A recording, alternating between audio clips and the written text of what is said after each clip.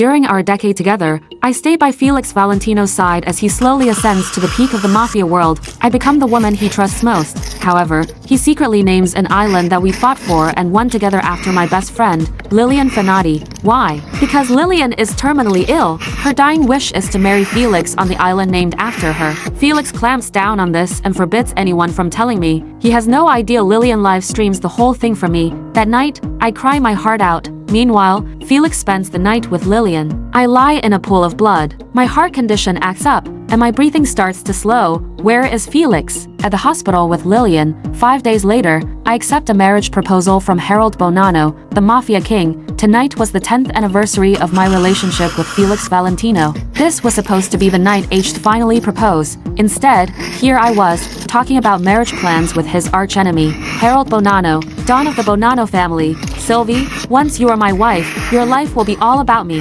Got it. After I agreed, he began flooding my phone with texts, insisting on confirmation every few minutes. When I finally gave him the answer he wanted, he wasted no time in having his underboss send me a 10-page catalog of wedding gowns. Each dress was handpicked from the world's most elite designers, shimmering with diamonds worth a fortune. These were all custom-made in Pavloon, Mirabella, Neo Verda, pick whichever catches your eye. When I didn't respond to Harold's text, he sent another. If these don't impress you, well, go to Asperia's haute couture show in 3 days. You can choose your gown there. I silently scrolled through the photos of the wedding gowns. Finally, I tapped on one, a masterpiece hand-embroidered with pink diamonds and a 10-foot train flowing behind. It looked like a gown meant for royal brides. I'll take this wedding gown, I said quietly. Felix had appeared behind me at some point, catching only the tail end of my words. Wedding gown? What wedding gown? He asked abruptly. He turned to me, his usual marble-like composure cracking, replaced by a flicker of panic. He must have been afraid it'd bring up the topic of marriage. Just then, my phone rang.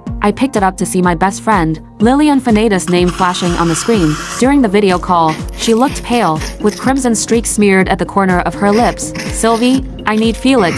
I threw up blood again just now. I'm so scared, she whispered hoarsely. Before I could respond, Felix grabbed my phone. Don't be afraid, Lilian. I'm on my way, he said, his voice frantic. Then, Felix left me behind, driving off in the only car at the mountaintop villa without so much as a word. The night closed in around me, heavy and stifling. The silence so absolute that the only sound was the whisper of the wind. Felix didn't so much as glance back. He knew tonight was my birthday. We were supposed to be here, waiting for shooting stars together. H promised me that H'd make a wish about staying by my side for the rest of our lives. Felix knew better than anyone what had been through, how it'd been taken, how that nightmare had left me with a fear of the dark and being alone. And still, he left for Lilian. Without a moment's hesitation, he left me stranded on this desolate mountaintop. After all the times H disappointed me, that last shred of illusion it held on to turn to dust. So this was what it felt like when a heart finally burned out of love for someone. My phone rang again. This time, it was Harold. Sylvie,